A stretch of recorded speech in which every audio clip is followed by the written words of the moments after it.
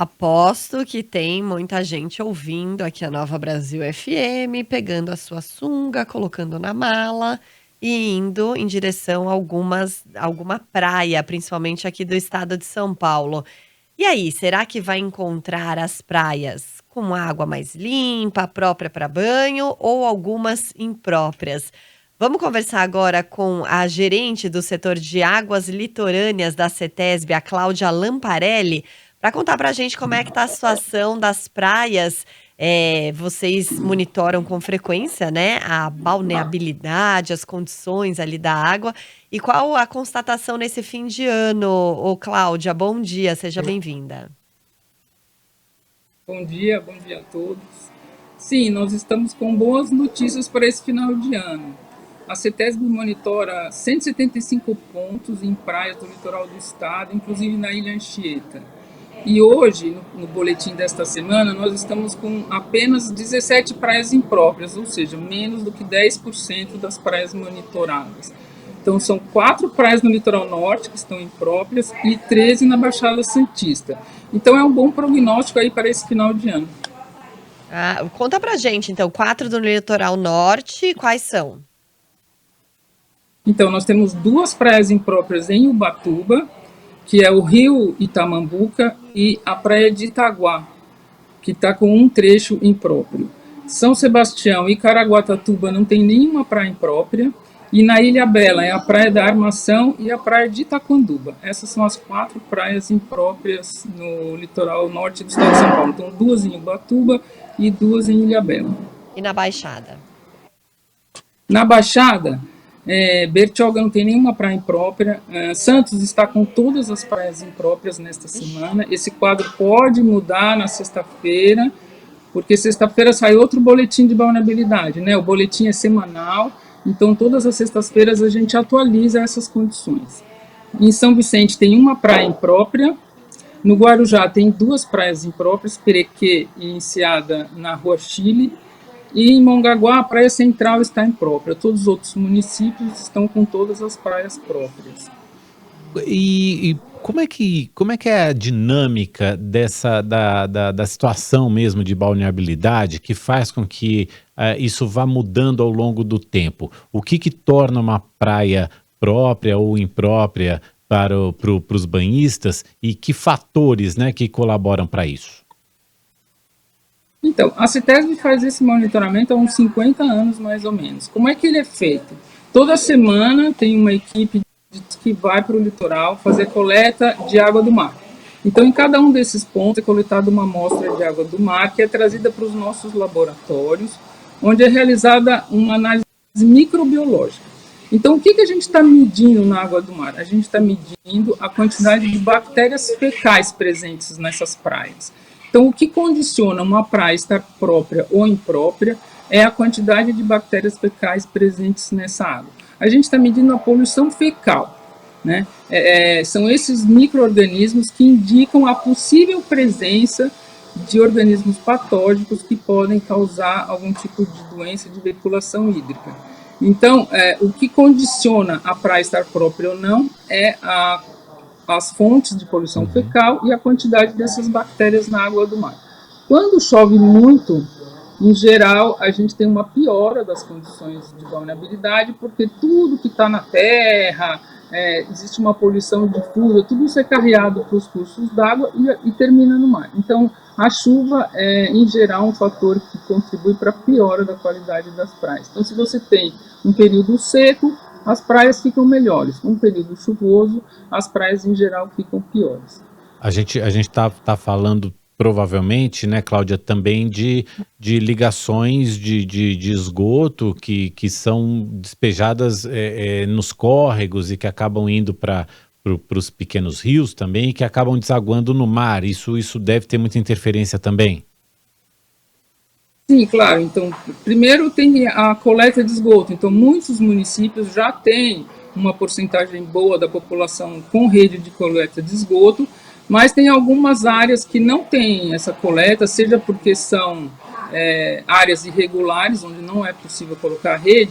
Então, você pode ter essa chegada de esgoto nos cursos d'água, porque não está sendo coletado. E existe a poluição difusa também, que carrega tudo, porque não é, essas bactérias fecais, elas estão presentes no intestino de animais de sangue quente. Então não é só poluição por esgoto doméstico, pode ser também por animais, né? Então, por exemplo, é lavado tudo que está na calçada e acaba indo para o rio e acaba chegando no mar. Então tem, inclusive, fezes de animais também nessa contagem. Mas a maior parte realmente é esgoto doméstico, que acaba de uma forma ou de outra chegando nos rios e com muita chuva acaba chegando no mar. E aí, então, os principais riscos para as pessoas que decidem se banhar nessas águas, mesmo estando impróprias, seriam quais? Então, existe uma série de estudos epidemiológicos que determinam que a partir de uma certa quantidade desses indicadores de poluição fecal, você tem maior probabilidade de ter os organismos patogênicos que causam as doenças, né? A doença mais comum vinculada ao banho de mar em águas contaminadas é a gastroenterite. Então, em geral, a pessoa, depois, não é no mesmo momento, né? Depois de um tempo, ela começa a sentir febre, desinteria, dor de estômago. Então, esses são os sinais de uma gastroenterite. Não é uma doença muito grave, mas ela pode causar incômodos, principalmente em crianças e idosos. Outras doenças que são transmitidas pela água do mar também pode ser a hepatite A, por exemplo. Mas é menos comum. A mais comum é a gastroenterite. E depende do tipo de contato que a pessoa tem com a água. Quanto mais tempo o banhista fica na água, se ele mergulha a cabeça, se ele engole água, maior é a chance dele adquirir uma dessas doenças. Agora, de qualquer forma, pela sua experiência, por anos anteriores, essa situação tá melhor, ela já foi pior? Ela varia muito de ano para ano, né? Como eu falei, assim, apesar de você estar tendo investimento em saneamento básico, então a cobertura por rede de esgoto melhorou bastante nos municípios do litoral paulista, mas se você tem um ano muito chuvoso, em geral a gente tem uma piora dessa condição. 2016, 2017 foram anos bem secos, né? A partir de 2014, que a gente teve aquele problema de falta de água, inclusive, as condições nas praias melhoraram bastante. 2018, 2019 foram anos muito chuvosos, principalmente no verão, então a gente acaba tendo uma piora da qualidade das praias. O ano passado foi um ano seco, a gente teve uma boa condição, inclusive no final do ano estava parecido com este ano, acho que tinha pouquíssimas praias impróprias em dezembro. E esse ano a gente teve um primeiro semestre bastante chuvoso, em abril e maio, com 200 milímetros diários, por exemplo, em alguns municípios do litoral norte.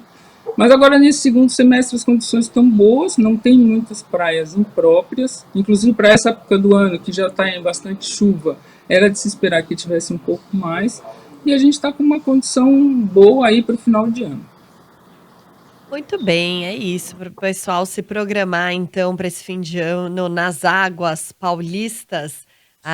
Só uma dúvida, Cláudia, para quem está indo para o litoral, quiser se informar sobre condições de balneabilidade, isso tudo está no site da CETESB, é fácil de encontrar?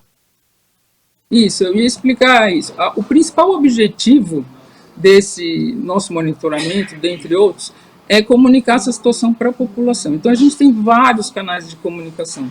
Tem o site da CETESB, tem as bandeiras nas praias. Em cada um desses pontos de monitoramento tem uma bandeira que é trocada ou não, dependendo da condição da praia, né, se ela mudar de classificação. E tem um aplicativo no celular. Então, tem um aplicativo da CETESB, que é a maneira mais fácil da pessoa consultar. Ela baixa esse aplicativo, vai em qualidade das praias, tem qualidade do ar também nesse aplicativo. E você consulta lá, você entra no município que você está indo, vê a sua praia ou vê praias próximas que estão em boas condições e ele é atualizado semanalmente nas sextas-feiras. Então eu acho que o aplicativo, além dos outros canais de comunicação, é o mais fácil para todo mundo consultar rapidamente a condição da praia que vai frequentar e ter um verão saudável aí sem o risco de contrair nenhuma doença. Muito bom, a gente agradece muito a Cláudia Lamparelli, gerente do setor de águas litorâneas da CETESB, pelas informações e pelos esclarecimentos. Cláudia, muito obrigado, um bom ano para você, até uma próxima vez. Eu que agradeço, um bom ano para todos. Obrigada.